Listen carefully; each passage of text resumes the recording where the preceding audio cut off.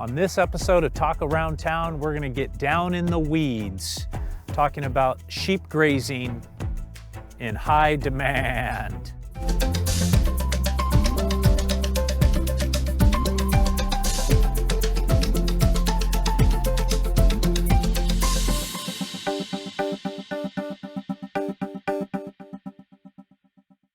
All right, I'm here today with our excellent Fire Marshal, Stephen Conti, and we're talking about our urban wildland interface and how we go about managing weed control for fire prevention. So Stephen, thank you for joining me today. Morning, David. So tell me, we've got some sheep here behind us today. Why? This is part of our annual grazing program that we just switched over to multi-animals, sheep, goats, and a few cattle this year, and that we abate, fuel manage with buffer zones, our access points, and hopefully all the protecting critical infrastructure areas in our city. We started with 6,000 animals 35 days ago.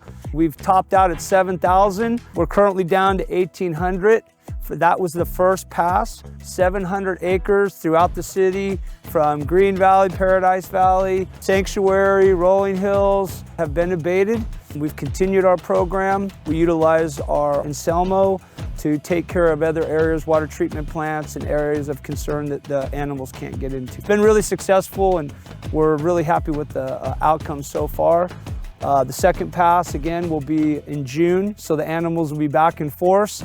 And hopefully we'll have a mild fire season, but with all this rain, you know that that's probably not the case. Yeah, definitely a lot of vegetation's grown up. You know, what specifically about the grazing is beneficial versus, say, you know, coming out and weed eating all of this? One of the things is the water retention. Over 10 million gallons of water, if the program continues on an annual basis, can be retained through rain through this grazing program. Another thing is we don't have to spend countless hours repairing a lot of potholes that cattle's our access areas. While they were great, that goes away. They pretty much eat everything to the ground. What we like, they leave away, protect the wildfires. Hopefully they stay out of everybody's backyards. Utilizing the hot fence, the benefit to the habitat has been just that. It's less impactful. They definitely eat down to the ground, which gives us a better fire buffer, fire break, to hopefully utilize if there ever is fire come through this area again. I would imagine the moisture content in the soil, then by having that there, it's much better ecologically for the environment, but also then that probably helps a little bit then with fire control should there be a fire on one of these hillsides.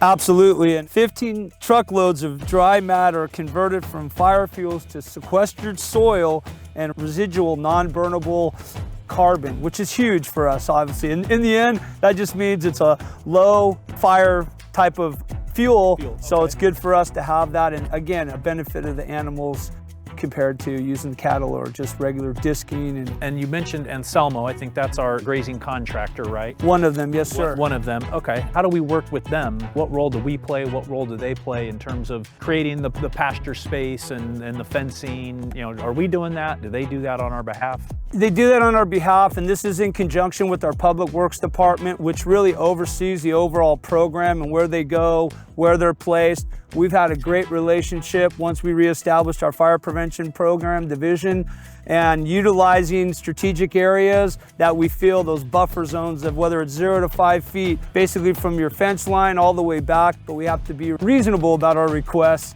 and we do our best to ensure if the fire or a fire came down in that area, we'd have a great break. So what can residents do, right? We're here on city property where we have some open space responsibilities. Some of these areas back up to homes. So what can property owners do to also, mitigate any fire risk if they back up to some of the open spaces? If you stay within 0 to 6 inches of low, non-flammable landscaping, make sure your grass is mowed, weeds are low, that 0 to 5 zone, buffer zone, has shown a high rate of success for homes surviving wildfire. What we like to recommend is keep your tree limbs no lower than 6 feet abated up, and your grass and fuels 0 to 6 inches. You can go to our website, and there's all kinds of information on the types of fuels you can do for decorative landscaping that really protects your home, and it still makes it beautiful and hopefully easy on the eyes. Yeah, okay, excellent. And obviously, in case there's a fire, that helps the fire department tremendously.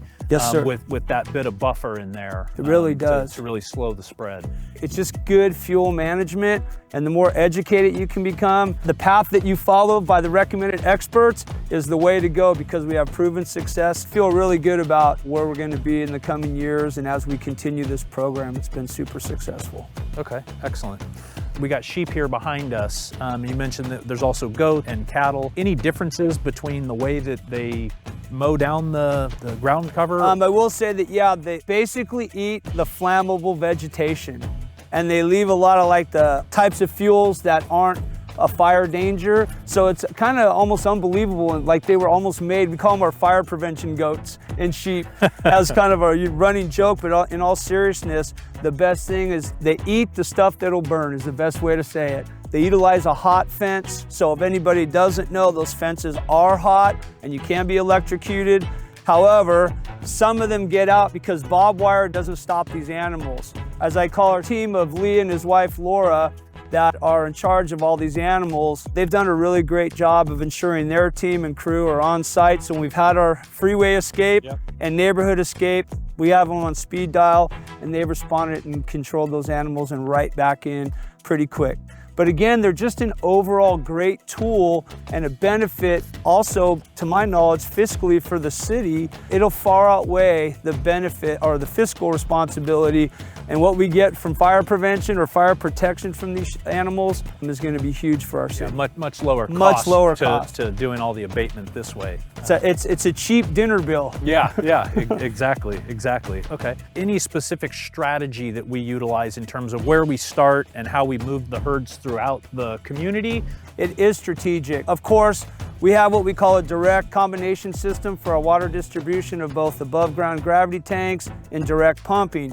Why is that important? Those direct pumping and storage tanks, as most people know, are throughout our hills and city.